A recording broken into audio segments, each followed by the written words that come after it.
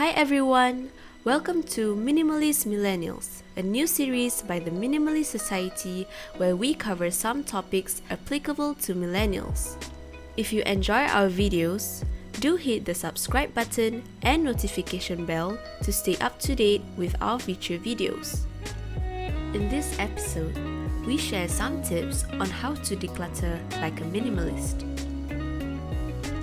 Some of us may think that decluttering and minimalism are synonymous, but there is actually a difference between these two terms.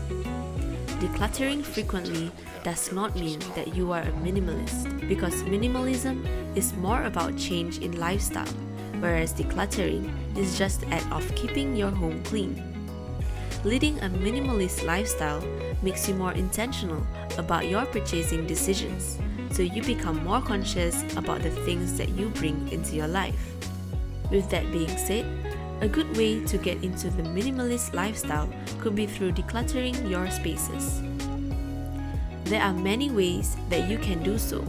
The most popular one may be the Kondo Method, made popular by Marie Kondo, where you first compile items of a particular category and display it in front of you, which helps you to put things into perspective.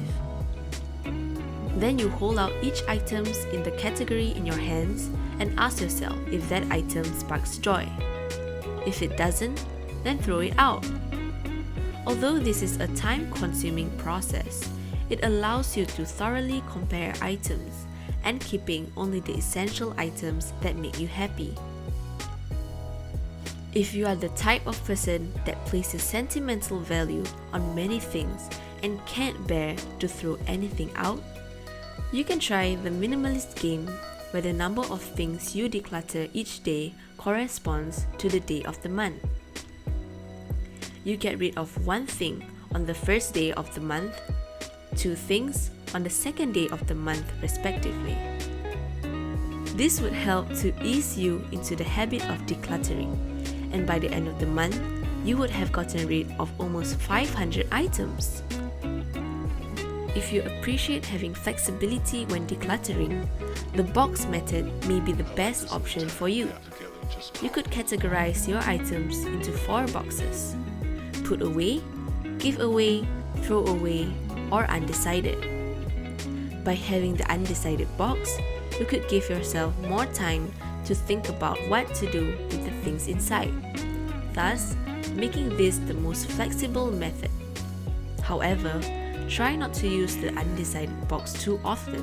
If not, it defeats the purpose of decluttering in the first place when things start to pile up there.